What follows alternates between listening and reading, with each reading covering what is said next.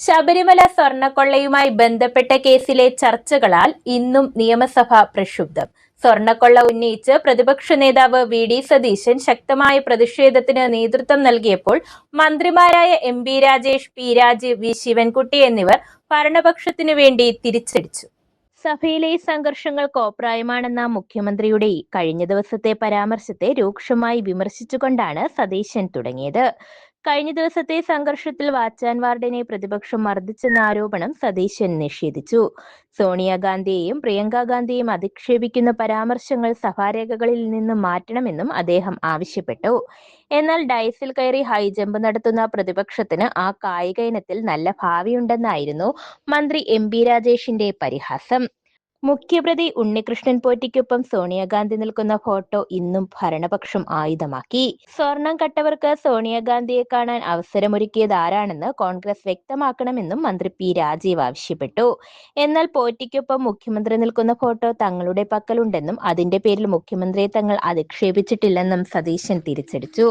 ഡയസിൽ കയറി കസേര വലിച്ചെറിഞ്ഞ ചരിത്രമുള്ളവർ കൂടെയിരിക്കുമ്പോഴാണ് തങ്ങൾക്കെതിരെ ഇരട്ടത്താപ്പ് ആരോപിക്കുന്നതെന്നും അദ്ദേഹം ഓർമ്മിപ്പിച്ചു. ബഹുമാനപ്പെട്ട പ്രതിപക്ഷ നേതാവ് ഇരട്ടത്താപ്പിന്റെ നേതാവ് കൂടിയായി മാറിയിരിക്കുകയാണ് സർ. അതാണ് നമ്മൾ ഇവിടെ കാണുന്നത്. ഞങ്ങൾ ഇവിടെ ഡയസിലേക്ക് കയറാൻ ശ്രമിച്ചു വന്നു സാർ. ആ ഡയസിൽ കയറി അങ്ങയുടെ മുമ്പിലിരിക്കുന്ന കമ്പ്യൂട്ടർ വലിച്ചെറിഞ്ഞ ആ കസേരയെടുത്ത് താഴേക്കിട്ട ആളുകളെ കൂടെ ഇരുത്തിയിട്ടാണ് ഈ ഇരട്ടത്താപ്പിനെ കുറിച്ച് പറയുന്നത്. പ്രധാനമന്ത്രി നരേന്ദ്രമോദിയുടെ കൂടെ പ്രിയങ്ക ഗാന്ധി ചായ കുടിച്ചു എന്ന് പറഞ്ഞതാണോ ആക്ഷേപം, കുടിച്ചതാണോ ആക്ഷേപം? പ്രിയങ്ക ഗാന്ധി പാർലമെന്റിനകത്ത് വെച്ച് പ്രധാനമന്ത്രിയുടെ കൂടെ ചായ കഴിച്ചു എന്നാണ് പറയുന്നത്. ഡൽഹിയിൽ വംശഹത്യക്ക് ആഹ്വാനം ചെയ്ത അനുരാഗ് ഠാക്കൂറുമായിട്ട് കെട്ടിപ്പിടിച്ച് ഇങ്ങനെ ഒരു സുഹൃത്തുള്ളത് എനിക്ക് അഭിമാനമാണ് എന്ന് ഫേസ്ബുക്കിലിട്ട ആള് പ്രിയങ്ക ഗാന്ധി പ്രധാനമന്ത്രിയുടെ കൂടെ ചായ കുടിച്ചു. മന്ത്രി ശിവൻകുട്ടിയെ ചൂണ്ടിയായിരുന്നു സതീശന്റെ ഈ പരാമർശം. കഴിഞ്ഞ ദിവസം ഭരണനിരയിൽ നിന്ന് ആരും സോണിയയെയും പ്രിയങ്കയെയും അധിക്ഷേപിച്ചിട്ടില്ലെന്നും ആരും മോശം വാക്ക് പറയുന്നവരല്ലെന്നുമായിരുന്നു എം.ബി. രാജേഷിന്റെ മറുപടി.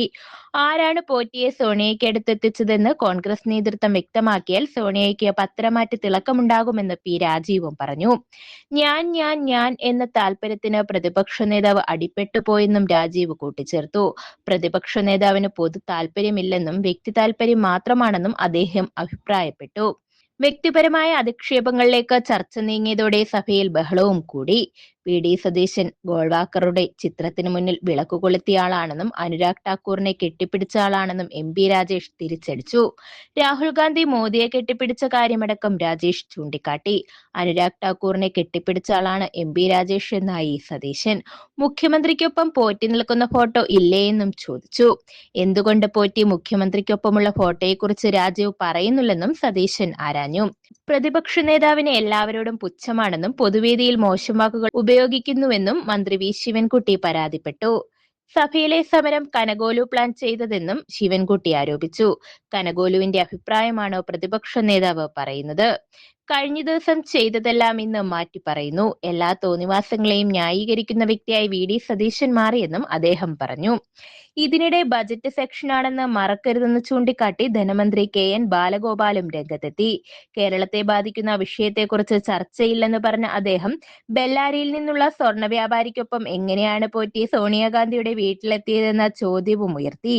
പ്രതിഷേധത്തിനും ബഹളത്തിനുമൊടുവിൽ പ്രതിപക്ഷം സഭ ബഹിഷ്കരിച്ച് ഇറങ്ങിപ്പോയി. News desk.